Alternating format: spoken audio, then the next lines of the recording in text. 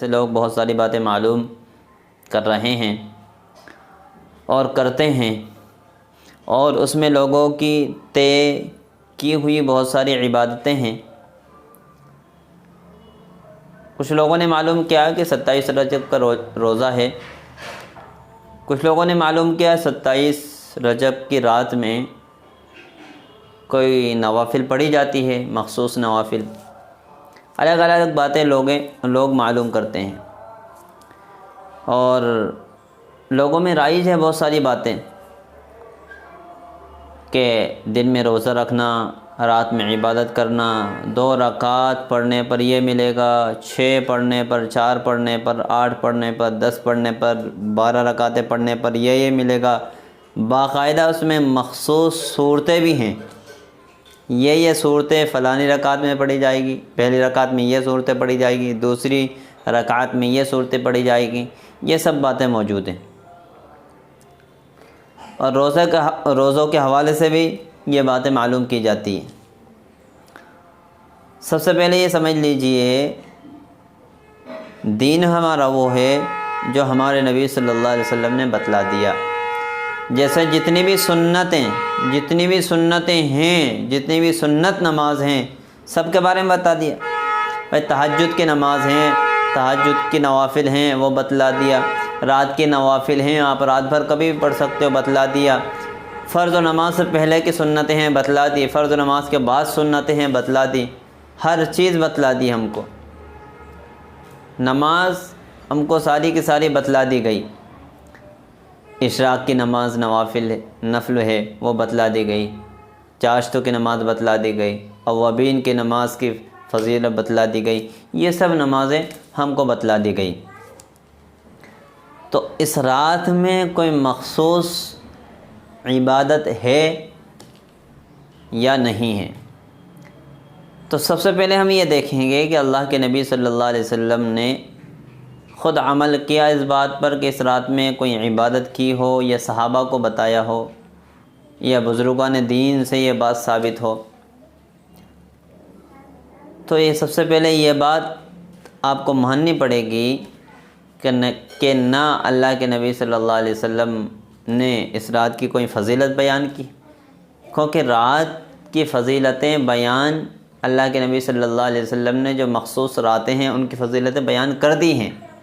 ایسا نہیں ہو سکتا کہ یہ بھی خاص رات ہو، عبادت کی رات ہو، اور اللہ کے نبی صلی اللہ علیہ وسلم نے اس بات کو بیان نہیں کی ہو، یہ نہیں ہو سکتا۔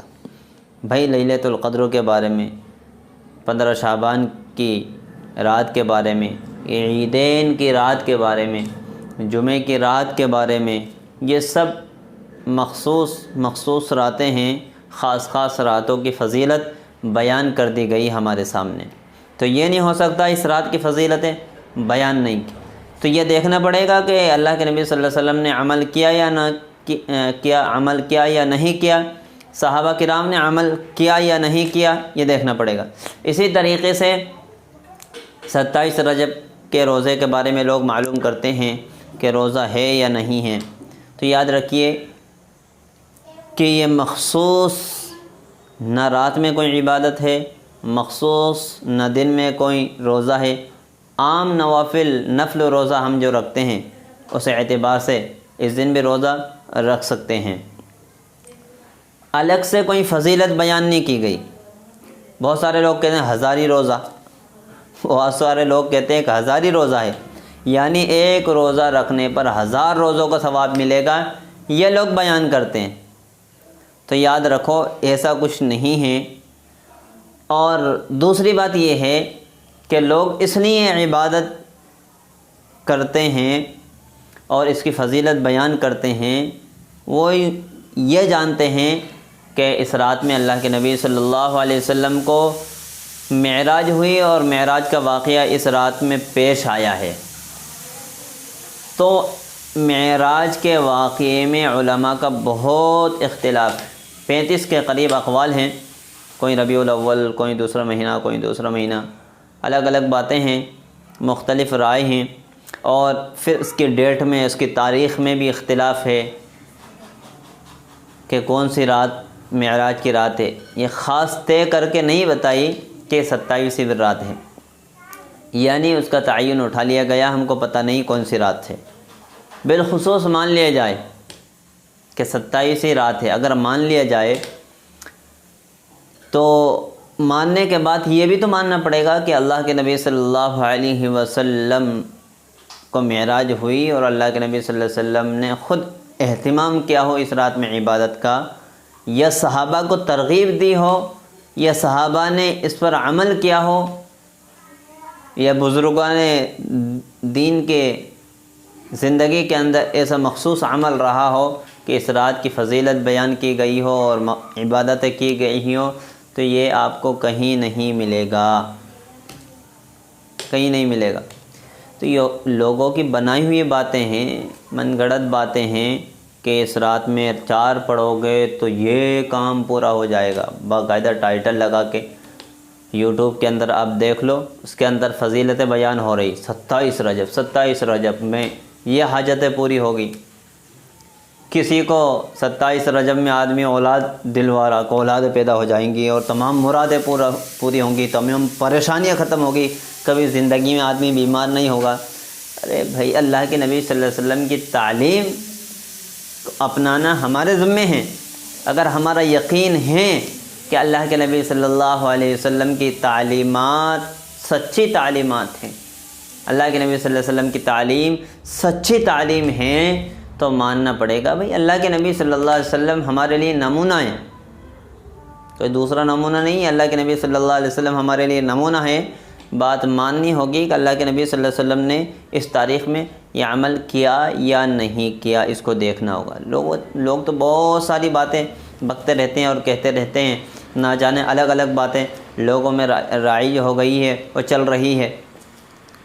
تو مخصوص عبادت نہ دن میں ہے نہ رات میں ہے، خاص روزہ نہ دن میں ہے، خاص عبادت نہ رات میں ہے۔ کوئی عام جو 12 مہینے ہم رکھ سکتے ہیں روزہ، اسی طریقے سے روزہ رکھ لیا، کوئی حرج نہیں، لیکن خاص مرتبہ دینا، تو اس کی مثال تو یوں سمجھی کہ ایک آدمی نے سنت کا مقام مرتبہ کو اتنا بڑھا دیا کہ وہ فرائض کے برابر کر دیا، نہیں یہ خاص اتنا بڑھا دی کہ نہیں بھائی، نوافل اپنی جگہ ہے، سنتیں اپنی جگہ ہیں، فرائض اپنی جگہ ہے، یہ سب چیزیں اپنی اپنی جگہ ہیں، لیکن آدمی کچھ نہیں ہے۔ جیسے عام دنوں میں روزہ آدمی رکھ سکتا ہے، ایسے 27 رجب میں بھی مخصوص سمجھ کر نہ رکھنا چاہیے، ایسے بھی رکھ سکتا ہے، لیکن مخصوص سمجھ لیا، خاص سمجھ لیا اور کہ نہیں روزہ ہے تو یہ دین میں زیادتی ہے۔ اسی طریقے سے رات میں بھی کوئی عبادت مخصوص نہیں ہے، مخصوص عبادتیں نہیں ہیں۔ اللہ کے نبی صلی اللہ علیہ وسلم تو اس رجب کے مہینے میں دعا کیا کرتے تھے، برکت کی دعائیں کرتے تھے، اور رمضان جو ہے نا، رمضان کے آنے کی دعائیں کرتے تھے کہ اللہ جس طریقے سے تو نے ہمیں رجب دیا، شعبان کے مہینے میں پہنچائی، اسی طریقے سے ہم کو رمضان تک پہنچا، اس میں برکت عطا فرما۔ تو مقدس مہینہ تو ہے رمضان، شعبان اور رجب، شعبان اور رمضان، تینوں مہینے مقدس مہینے ہیں اور ان کی فضیلتیں بیان کی گئی ہیں، لیکن مخصوص عبادتیں اس 27 تاریخ کو نہیں ہیں، کوئی خاص عبادتیں 27 تاریخ کو نہیں ہیں۔ امید ہے آپ کو بات سمجھ میں آئی ہوگی۔ اگر یہ بات آپ کو سمجھ میں آئی ہو تو دوسروں تک ضرور شیئر کر دیں۔ جزاک اللہ۔